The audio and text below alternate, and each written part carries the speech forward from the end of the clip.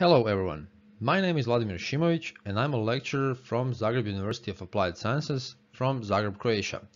Today I'm going to be presenting you a paper called Shifting Student Perception on Online and In-Person Engineering Laboratory Sessions During the COVID-19 Pandemic. This paper was authored by myself and two of my colleagues, Mladen Sokele and Vatroslav Zupa-Bakša, who are also from Zagreb University of Applied Sciences. So, let's go. For a student attending an engineering-based study program, laboratory sessions are a must. The idea of these types of classes is to provide students with hands-on experience with different types of equipment and practical examples that validate theoretical knowledge that was gained through instructions during the typical classes. The objectives of these classes are described on this slide. What we are going to be talking about today is the COVID-19 pandemic and its disruption that it brought to the laboratory sessions. We are going to be following a first semester course called Fundamentals of Electrical Engineering at the Zagreb University of Applied Sciences. In this specific course, students had 5 laboratory sessions during a 15-week semester. Each session is 3 academic hours long. Because of the COVID-19 pandemic, the teaching and the learning process shifted for the most part online. A bridge was formed by usage of streaming applications, presentation software, use of graphic tablets, and other tools. This change has been the biggest challenge for the typical laboratory session. In early September of 2021, a decision was made by Zagreb University of Applied Sciences by which all types of lectures, except for laboratory sessions, were to be held online, while for the former, decision of the type of implementation was left up to the teachers for every course separately. After a brief discussion among the lecturers of the course Fundamentals of Electrical Engineering, a decision was made. The laboratory sessions were to be held in parallel, online and in person. The rationale for such a decision is described in depth in the paper itself. In general, the students were given a choice between doing their lab work in person or just following it online through pre-recorded lectures from the lab. The pre-recorded lectures are readily available on YouTube as we speak, and a screenshot from one of these lectures can be seen on the slide. What's also on the slide are the results of the initial poll. Out of 220 students enrolled in the course, almost 53%, 115 students to be exact, decided to attend the sessions in person. This whole paper examines the dwindling number of students coming to in-person lectures, laboratory lectures, during the course of the pandemic and its increasing strength. Before diving into data about in-person student attendance, first we'll just mention that all the anti-epidemic measures for the in-person sessions were followed. That includes minimum distance of 2.5 meters between all students, mandatory mask wearing, and sanitization of all surfaces and used equipment. This all also led to the increased length of laboratory sessions in total, which is very problematic from an organizational point of view. To tackle this problem, everything unnecessary for the experiments themselves was shifted online.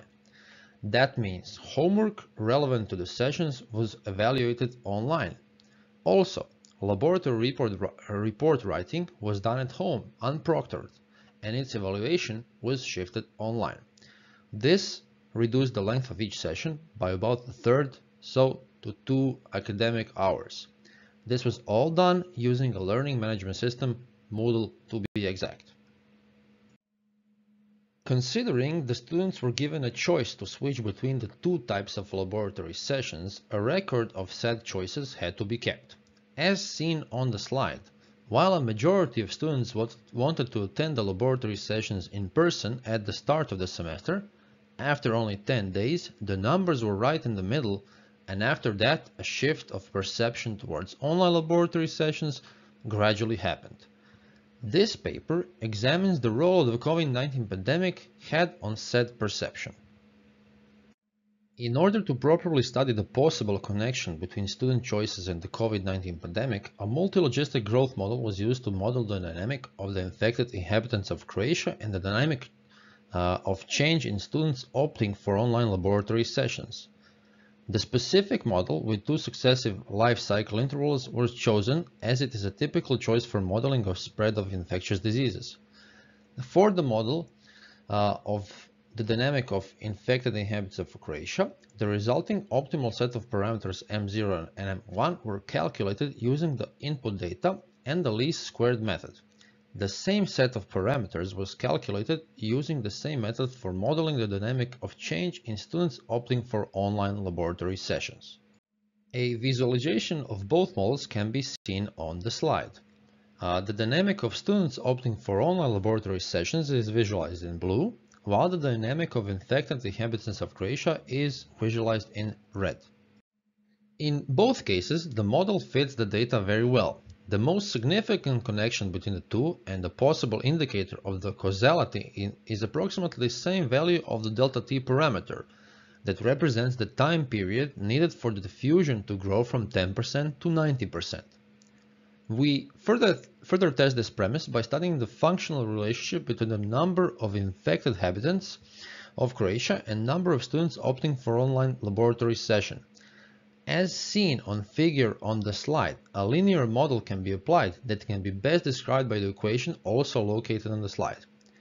This premise could and should be investigated in future research with internal student polling on student motivation in making a switch from in-person laboratory sessions to online ones.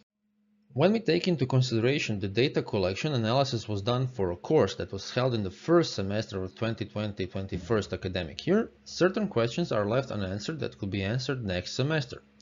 At the time of writing this paper, 3 courses of the second semester, which have the same student populations as fundamentals of electrical engineering, have also decided to let students choose their method of attending laboratory sessions.